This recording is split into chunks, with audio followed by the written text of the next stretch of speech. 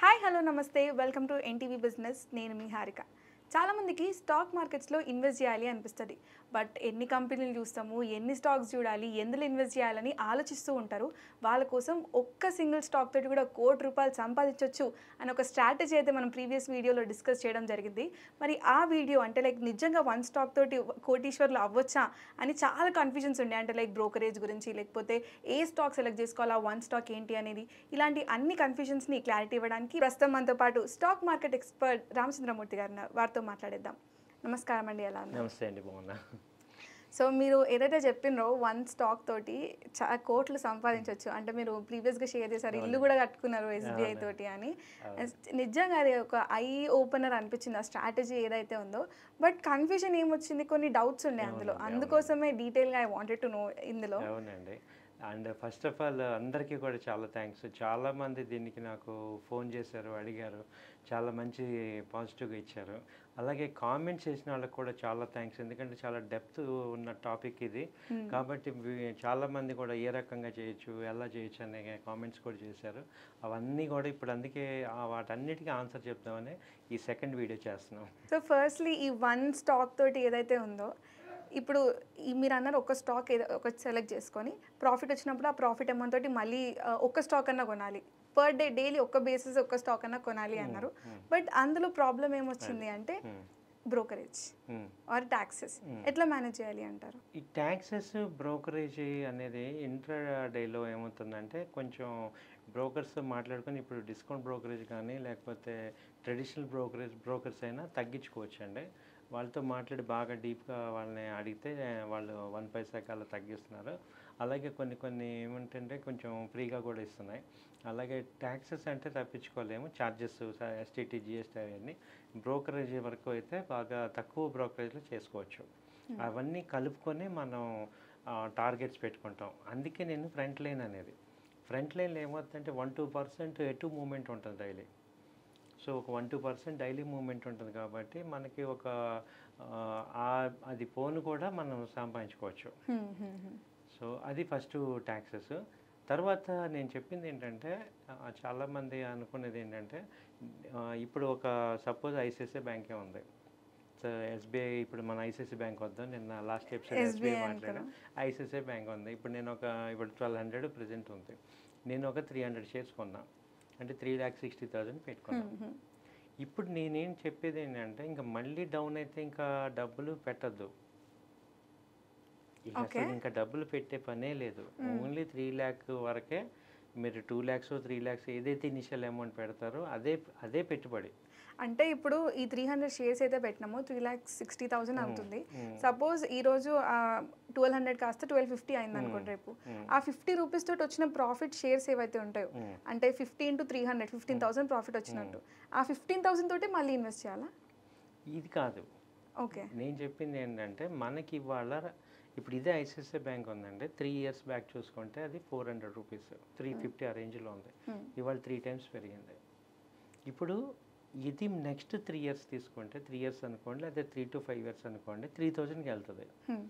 మన దగ్గర ఈ ఇయర్లో 3,000 షేర్స్ కనుక మనం అక్యుములేట్ చేస్తే 3,000 into 3,000 = 90 lakhs. మనం అంత పెద్ద గోల్ పెట్టుకున్నప్పుడు ఇప్పుడు మన దగ్గర ఉన్న అమౌంట్ ఎంత, 3 lakhsతో మనం ఆ టార్గెట్ అచీవ్ చేద్దాం అనుకుంటున్నాం. ఇక్కడ డబ్బులు సంపాదించాలంటే 2 మార్గాలు ఉన్నాయి. ఒకటి ఎక్కువ డబ్బు అన్న ఉండాలి, 2 నాలెడ్జ్ అన్న ఉండాలి. కరెక్ట్.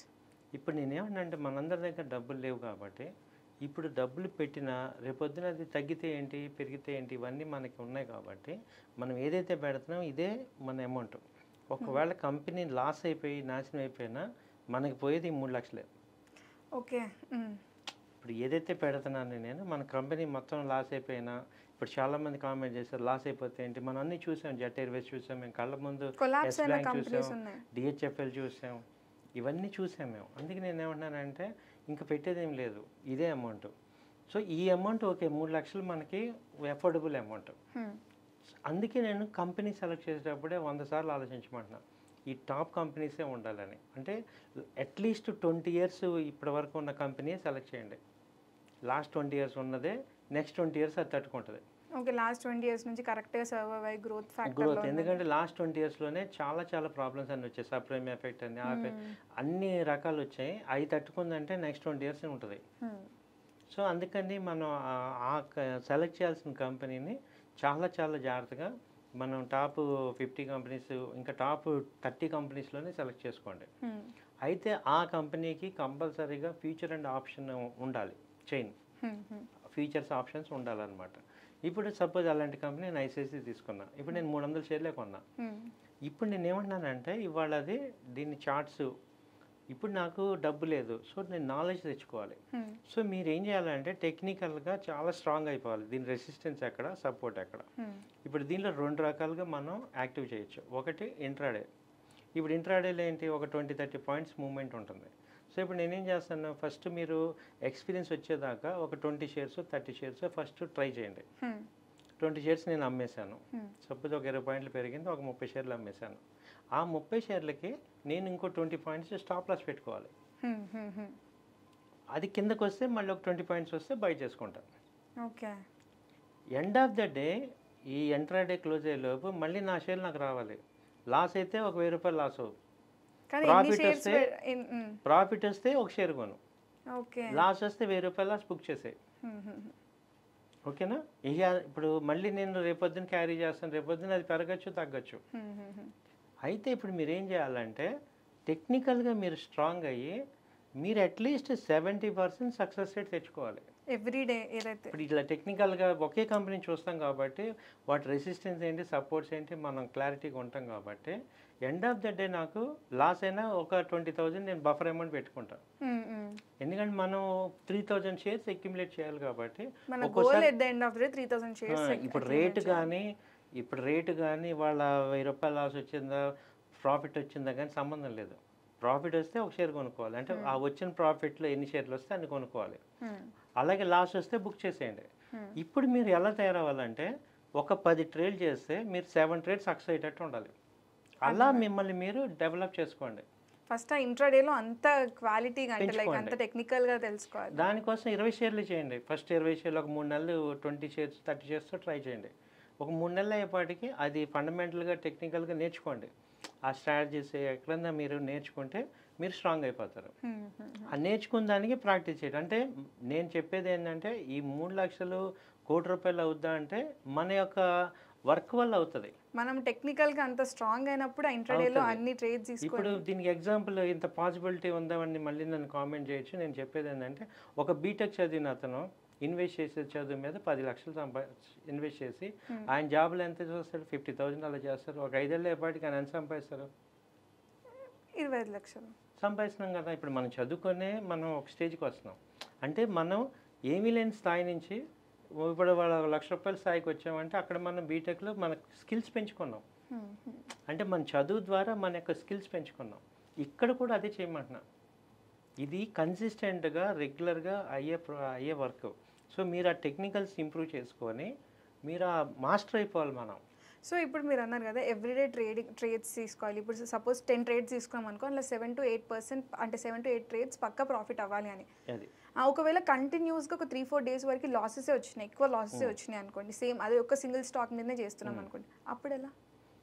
అప్పుడు స్కిల్స్ పెంచుకోవటమే. అంటే ఎట్ ద ఎండ్ మార్కెట్స్ మీద కూడా డిపెండ్ అవుతుంది, స్కిల్స్ మీద కూడా డిపెండ్ అవుతుంది. మార్కెట్ డిపెండ్ ఎందుకు అవుతుంది? ఇప్పుడు మార్కెట్ డౌన్ ట్రెండ్ అన్నప్పుడు మనకి సెల్ చేస్తాం, అప్ ట్రెండ్ అన్నప్పుడు బై చేస్తాం. ఇప్పుడు మార్కెట్లో ఉండే ఆప్షన్స్ 2 కదా, పైకి వెళ్తుంది లేకపోతే కిందకి వస్తుంది. అయితే నేను కొంతమంది నాకు ఇంట్రాడేలో అంత టైం ఉండదు, నేను వర్క్ చాలా గ్రిప్లో ఉంటానంటే వీక్లీ చేయండి, అట్లీస్ట్ డైలీ పొజిషనల్ ట్రేడ్ చేయండి. అంటే ఓకే మండే నుంచి నేను ఫ్రైడే వరకు మీరు చేయండి. At the same time Friday కల్లా నా షేర్ నాకు వచ్చేయాలి. సో ఓకే మండే ట్యూస్డే ఫ్రైడేలు ఇట్లా ఎప్పుడైనా కానీ మీరు వీక్లీ సపోర్ట్ లెవెల్స్ కానీ డైలీ సపోర్ట్ లెవెల్స్ కానీ చూసుకొని మీరు ఎగ్జిట్ అవ్వండి. మళ్ళీ కింద లెవెల్లో బయింగ్ వస్తే ఓకే, లేదంటే లాస్ బుక్ చేసుకొని షేర్లు బై చేసుకోండి. అట్లీస్ట్ దానిలోనే గ్రిప్ రావాలి. నేను చెప్పేది ఇదే అనమాట. ఇంకా డబ్బు పెట్టే లేదు, ఒక్కసారి పెట్టేస్తాం, రీఇన్వెస్ట్మెంట్ అనే ఆప్షన్ లేదు, అవసరం లేదు. మన స్కిల్స్ మీద ఇంప్రూవ్మెంట్. అయితే ఇది ఫస్ట్ స్టెప్ అనమాట. సెకండ్ స్టెప్లో అడ్వాంటేజ్ ఎలా వస్తుందంటే ఎప్పుడైతే మీకు ఈ ఫ్యూచర్ క్వాంటిటీ కనుక మీకు షేర్స్ వచ్చాయంటే అక్కడి నుంచి ఇంకా బాగుంటుంది. అంటే ఇప్పుడు ఐసిఐసిఐ బ్యాంక్ ఉంది, దీనికి ఫ్యూచరు ఇప్పుడు స్ప్లిట్ అయినట్లు 750 క్వాంటిటీ అనుకోండి. 750 షేర్స్ కనుక మీకు ఉంటే మీరేమవుతారంటే ఒక ఫ్యూచర్ లాట్ చేసే క్వాంటిటీ వస్తాయి. అప్పుడు మీకు ఏమవుతాయంటే ఈ ఆప్షన్స్ ఫీచర్స్ ఇంకా యాడ్ అవుతాయి.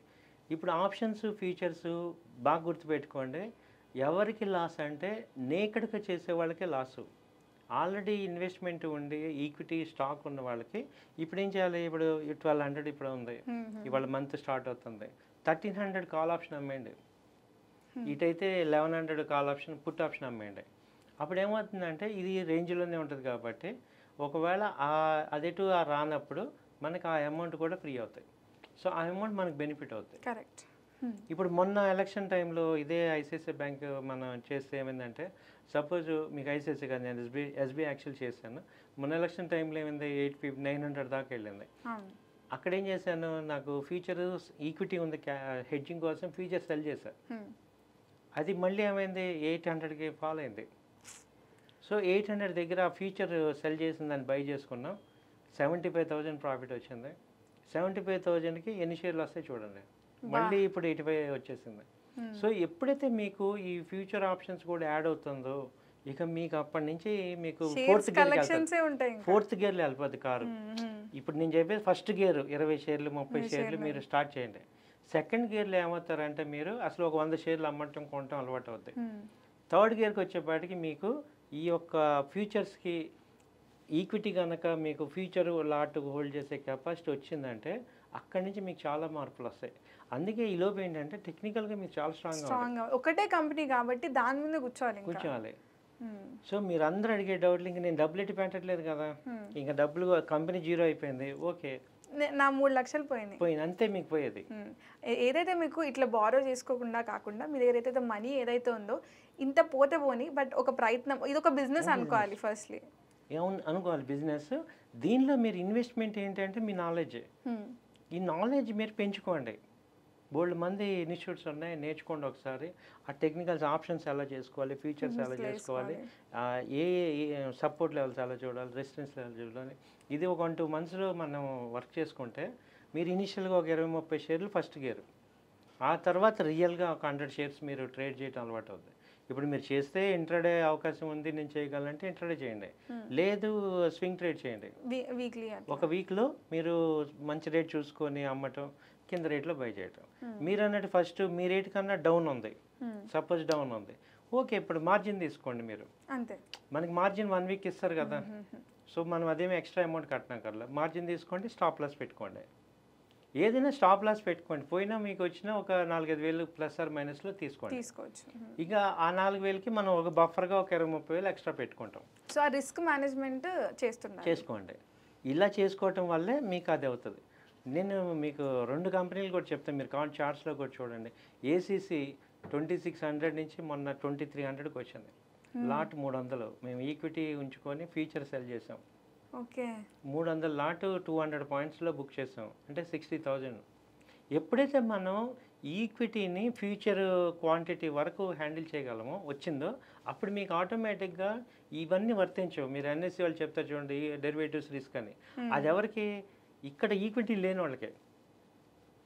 ఇప్పుడు ఏమీ లేకుండా నేను ఊరికే ఆప్షన్ చేస్తాను, ఓన్లీ ఫ్యూచర్ చేస్తా, ఓన్లీ ఆప్షన్ చేస్తాను, నేకడ్ అంటాం వీటిని.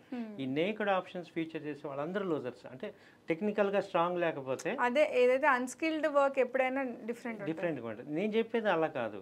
నేను మీరు ఫస్ట్ సెకండ్ లేదా ఆల్రెడీ కొంతమంది స్టార్టింగ్ నుంచే నేను ఒక 10 lakhs ఇన్వెస్ట్ చేయగలను అంటే డైరెక్ట్గా ఫ్యూచర్ క్వాంటిటీ ఉన్న క్వాంటిటీ లిఫ్ట్ చేయండి.